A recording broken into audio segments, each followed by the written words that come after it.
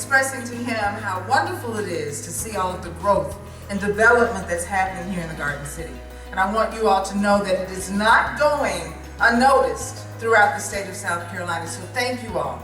In addition to that, you all continue to support our initiatives, you continue to support our shows, you continue to encourage us to keep the focus on those issues that are important to our communities, not just so that we'll have the information, but so that we know how to act on the information, because that's where the real empowerment happens.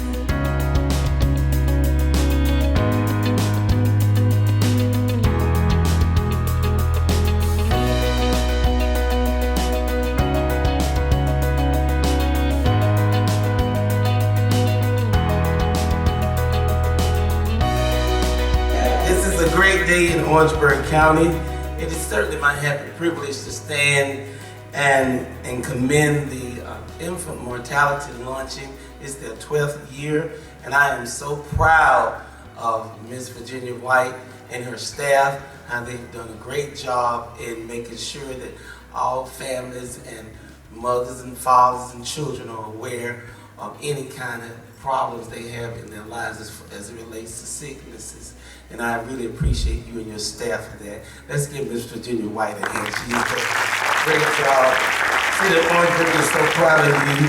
And we stand right beside you if there's anything we can do to assist you, to further your efforts in bringing this awareness to our county.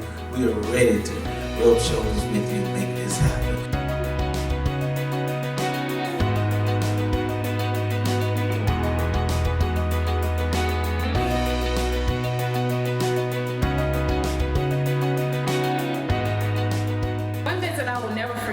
Was when I was asked, Stephanie, how's your blood pressure? I said, well, it's good. You know, I don't know the numbers or anything, but it's good. It was a learning session for me because I was educated about knowing my blood pressure, knowing my exact weight, knowing if I had any protein or ketones in my urine, and also knowing my baby's movement pattern and keeping track of it. Moving forward, I use my cell phone to keep up with all of my health information. Any questions I had from my doctor, I kept up with it in my phone. In fact, during my last pregnancy, my son's movement decreased, which caused my doctor to deliver my son a week early. Knowing my health information saved my son's life, and I'm so grateful for that advice. I am grateful that I'm a participant of Family Solutions of the Low Country. I wouldn't have been able to do it alone. And I can tell that there's a positive work environment, and I can tell that the employees actually care and have passion towards participants. I pray for many, many years of success with helping women and men in the Orangeburg and surrounding areas. We're fortunate enough to have two recipients of the Family Solutions of the Low Country Scholarship, and those two ladies are Kristen Williams and Maya Austin.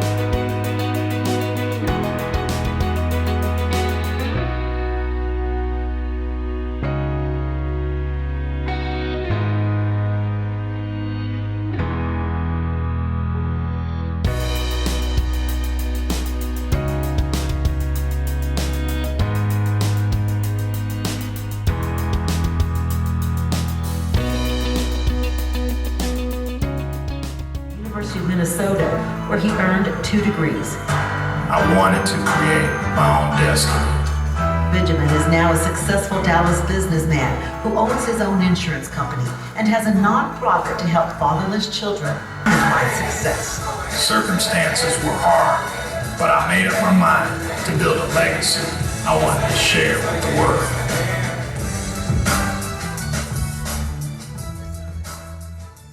You see, my mother, born in Madison, Wisconsin, she grew up. She was a valedictorian, she was a cheerleader, straight A student, came from a squeaky family, squeaky clean family. She was destined for greatness. My father, Magnolia, Mississippi, Louisiana. That's where you'll find my brothers, or excuse me, my uncles, and my father. You see, I heard he was a pool shark. I heard he was a criminal. See, I didn't know this man. At the age of 6 months, I spent a lot of days looking out windows, looking out cars, wondering if today was my day, wondering what house I'm going to move to, wondering if there was going to be food on the table, wondering if my mom was going to come home. You see, I stand here today as Benjamin Troy Raymond, but on October 14th, 1979, I was born in between 2 different languages, 2 different lifestyles, and 2 different cultures. At the age of 6 months, and I'm going to take you back before that 6 months because some of you guys that have read the book don't even know this. Infant mortality rate. My mother, after being born, my mother battled bipolar schizophrenia.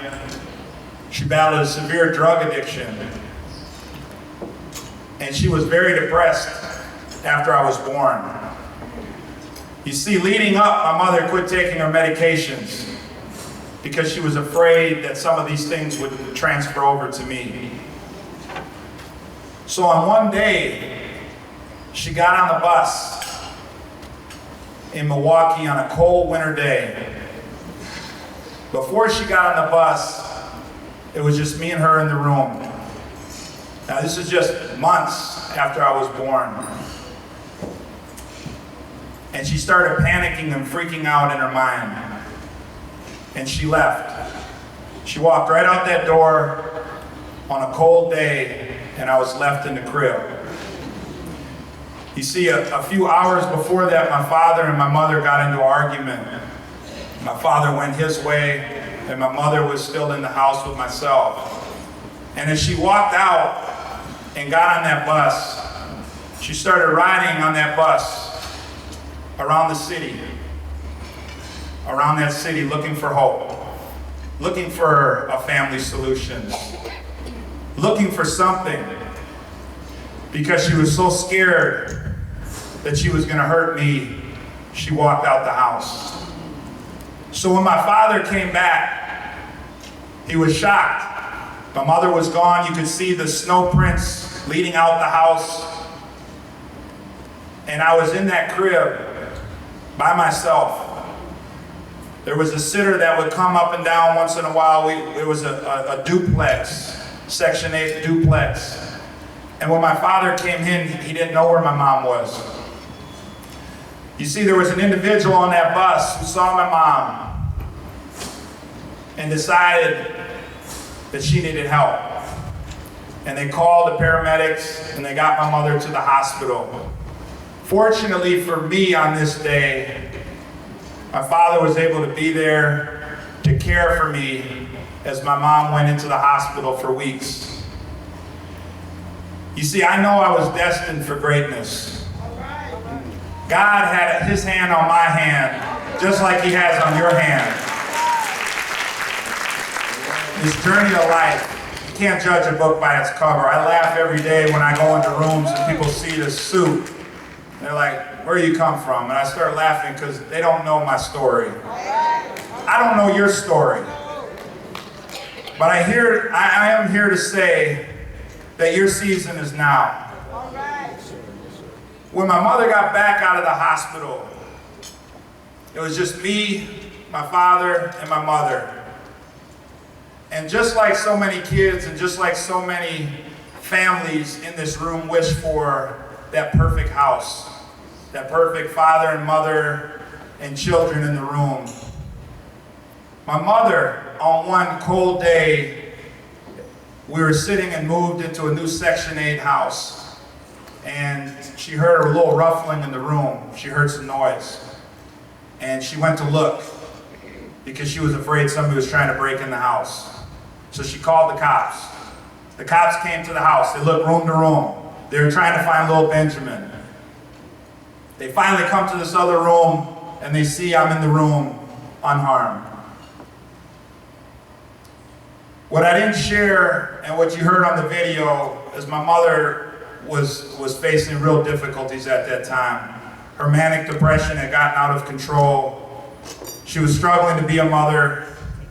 And at that moment, she lost me to the state's foster care at 6 months of age. And from there, I went into the state, and my mother had to try to get the stability to get on her feet, looking for a family solutions to help her, but that wasn't there for her at that time. So my mother had to prove that she was on her feet, that she could get a job, and she went through the court system. And I went through this journey. And finally, my mother got me back after a few years. And it was just me and my mother. My father was nowhere to be seen. Spent the majority of his life in and out of prison. And it was just me and my mother in Wisconsin, watching football, watching sports, and just loving life. But when I spent time with myself, I knew that my life was very different than many others. You see, I like to smile and crack jokes, but my time alone started to become very scared. I knew that my mother needed help. I didn't know what depression was. I didn't know what schizophrenia was. I didn't know how to handle somebody who has drug addiction. I'm just a kid. And for me, my mother's struggle began back and forth over the next few years. What I didn't tell you is that I was born David Brumfield. You see, after a few years, my mother and her family wanted to erase and eradicate every memory and any association I had with my father. So they started calling me Benjamin. So as a young boy, I was born David Brumfield. I didn't know my father, but my family started calling me Benjamin. So as you can imagine, this kid who is destined for failure, who is destined to go into the system, who's destined to not see light, now your name is called Benjamin. So for me growing up, I had a lot of identity issues. I was a kid who walked in the room and they say, hey, what's your name? Where's your parents from? I didn't have those answers. I didn't know those things. So for me, a lot of days I would look out and hope, if I once made it, that I could share my story in hopes that somebody else could be on the stage and share their story, so that we as a family, and I say family, I'm a hugger, that we as a family can unite to help others. So I'm not here to talk about myself. I'm here to talk about what we need to do and how we need to show love in a time, in a place where love is hard to find. I'm blown away by what Family Solutions is doing in this community. You guys have a special community. I've been all over the world, and this is a special community. So keep holding tight to that, because there are lives to be saved. There's families to be saved. And for me, my decisions, my dedication, and my desire has been the difference in my destiny. And I feel that as a one, if we come together, we can do amazing things. See, my motto has always been, never let your history control your destiny. So as I was running through this town this morning, wanting to quit, wanting to give up that run, That run meant so much more to me than just a simple run. It meant those days that I wanted to quit. The days that I was struggling to try to find food. The days that I wanted a different family. The days that I just wanted someone to love me. So as I looked up at that billboard, I'm so grateful and so humbled by what God is doing in my life, and I'm so grateful and humbled what God is going to do in Orangeburg and Family Solutions and continue going on. I'm Benjamin Raymond. God bless. Thank you so much.